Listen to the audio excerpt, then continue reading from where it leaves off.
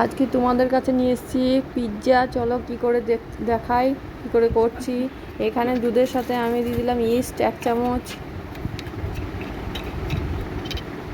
তারপরে দিয়ে দিলাম বেকিং পাউডার। ভালো করে এটাকে গুলে রেখে দিলাম। এরপর 2 চামচ অয়েল দিয়ে দিচ্ছি। এরপরে ময়দার সাথে আমি একটু লবণ দিয়ে দিলাম স্বাদ মতো। এবারে আমি যেটা ইস্টটা গুলে রেখেছিলাম সেটা দিয়ে আমি আটাটা ভালো করে মাখিয়ে নিচ্ছি। 1 ঘন্টা একে রেস্টে রেখে দেবো। মাখিয়ে নেওয়ার পরে 1 ঘন্টা পর ফিরে আসছি। দেখুন আমার ময়দাটা একটু ফুলে এসছে। এবার আমি পিৎজার লেচিটা কেটে নিচ্ছি। হাতে তেল মাখিয়ে নিলাম। এবার আমি এটাকে করে নেবো, পিৎজা আকারে বেলে নেবো।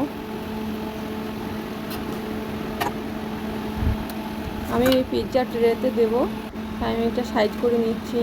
আমি বেলুন পেরে দিয়ে একটু হালকা বেলে নিচ্ছি। হাত দিয়েও করে সেট করা হয়, কিন্তু আমি বেলে নিচ্ছি। আমার বেলা হয়ে গেলে আমি এবার পিৎজা ট্রেতে আমি এটাকে সেট করে নেব। খুব ঝটপট হয়, তাড়াতাড়ি।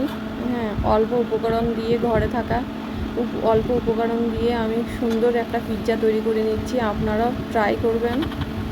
এখন এক কাঁটা চামচ দিয়ে আমি এটাকে হালকা ছেদ করে নিচ্ছি, চারিদিকে ছেদ করে নিচ্ছি, কারণ যাতে ফুলে না যায়। এবার আমি এখানে টমেটো কেচাপ দিয়ে দিচ্ছি, টমেটো সস দিচ্ছি, মিষ্টি chilli sauce, tomato chilli sauce.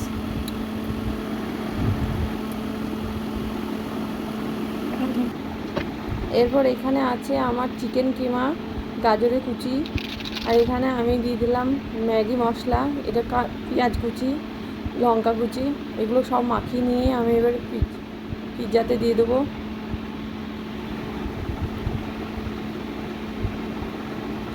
সুন্দর করে সাজিয়ে নিচ্ছি। আমি আমার মতো করে সাজিয়ে নিয়েছি, আপনারা যেটা খুশি দিয়ে দিতে পারেন। আমি এখানে চিকেন ব্যবহার করেছি। এখানে আছে আপনার পেঁয়াজ কুচি, টমেটো কুচি, আর এখানে আছে চিজ। আর আমি এখানে গোল গোল করে কেটে রেখেছি সৌন্দর্যের জন্য চেরি, যাতে পিৎজাটা দেখতে সুন্দর লাগে, সেই জন্য ডেকোরেশন করার জন্য। আপনারা দিতেও পারেন, আবার নাও দিতে পারেন। এটা দেখলে সুন্দর লাগে দেখতে। ব্যাস, আমি ওভেনে ভরিয়ে দিচ্ছি। আমি পাওয়ার দিচ্ছি আমি 30 মিনিট পর দেখুন আমার পিৎজা